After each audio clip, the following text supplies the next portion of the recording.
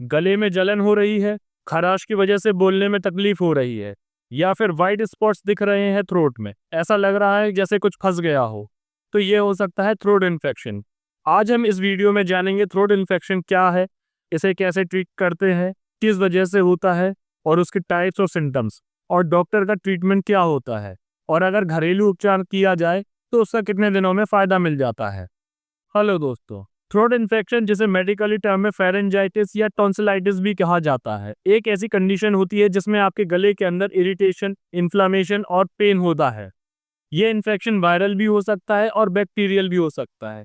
दोनों में सिम्टम्स मिलते जुलते होते हैं, लेकिन दोनों का ट्रीटमेंट अलग अलग होता है। अगर आपको वायरल थ्रोट इन्फेक्शन है तो ये ज़्यादातर कॉमन कोल्ड के साथ होता है, और अगर बैक्टीरियल थ्रोट इन्फेक्शन होता है तो ये स्ट्रेप्टोकोकस बैक्टीरिया के कारण होता है। इसमें बहुत ही ज़्यादा पेन होता है और ये बच्चों में खास तौर पर देखा जाता है। थ्रोट इन्फेक्शन के कॉमन सिम्टम्स होते हैं गले में दर्द होना, खराश होना, सूजन आना, बोलने में तकलीफ होना, फीवर आना, दर्द होना, और इसके अलावा गले के अंदर वाइट पैचेस भी दिख सकते हैं। तो ऐसे में जब आप डॉक्टर के पास जाते हैं तो डॉक्टर आपका फिजिकल एग्जामिनेशन करता है। वाइट स्पॉट्स या स्वेलिंग अगर दिख रहा हो तो ये बैक्टीरियल इन्फेक्शन के चांसेस हो सकते हैं, और अगर ज़रूरत पड़ती है तो डॉक्टर स्वैब टेस्ट भी करवाता है, जिससे थ्रोट कल्चर या रैपिड स्ट्रेप टेस्ट कहते हैं।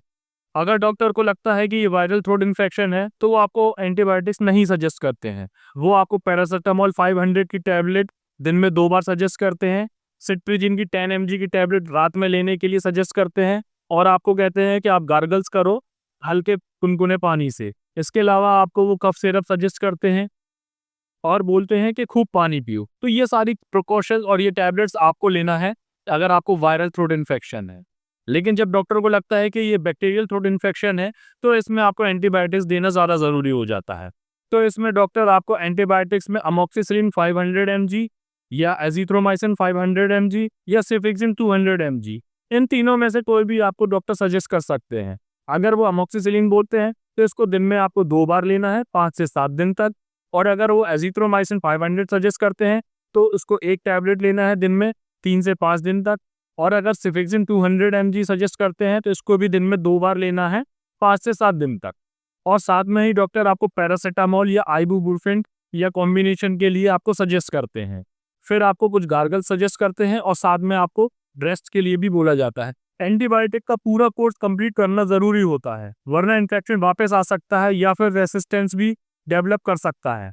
और अगर घरेलू नुस्खे की बात करें तो आपको सॉल्ट वाटर हल्का गुनगुना करके दिन में 2 से 3 बार उसके गरारे करने हैं, और रात में आपको हल्दी वाला दूध पीना है जो कि एंटी इंफ्लेमेटरी होता है। अदरक, तुलसी और मुलेठी का आप काढ़ा भी बना के पी सकते हैं, और हनी जिंजर का आप जूस भी ले सकते हैं। और ठंडी चीज़ें अवॉइड करें जैसे आइसक्रीम या सॉफ्ट ड्रिंक्स, और इसमें आपको रेस्ट और हाइड्रेशन ज़्यादा ज़रूरी होता है। इसके अलावा कुछ लोगों के दिमाग में क्वेश्चंस भी आते हैं, जैसे कि क्या थ्रोट इन्फेक्शन में एंटीबायोटिक्स लेना ज़रूरी है? अगर वायरल है तो एंटीबायोटिक्स की कोई ज़रूरत नहीं है, सिर्फ ये बैक्टीरियल इन्फेक्शन में दिया जाता है।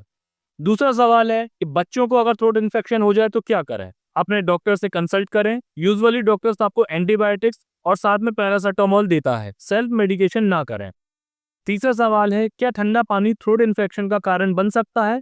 तो इसका जवाब है हाँ, अगर इम्यून सिस्टम वीक हो या वेदर बदल रहा हो तो ठंडे पानी से इरिटेशन बढ़ सकती है। तो दोस्तों, थ्रोट इन्फेक्शन एक आम बीमारी है, लेकिन अगर उसका सही समय पर ट्रीटमेंट ना हो तो कॉम्प्लिकेशंस हो सकते हैं, जैसे ईयर इन्फेक्शन या टॉन्सिल्स एब्सेसिस हो सकता है। वायरल इन्फेक्शन सेल्फ लिमिटिंग होता है, लेकिन बैक्टीरियल में एंटीबायोटिक जरूरी होती है। तो अगर आपको इनमें से जरा से भी कोई भी सिम्टम्स लगे तो आप अपने डॉक्टर से कंसल्ट जरूर करें, सेल्फ मेडिकेशन ना करें, ये आपकी सेहत के लिए हानिकारक हो सकता है। इसकी जगह आप अपने घर के घरेलू नुस्खे कर सकते हैं।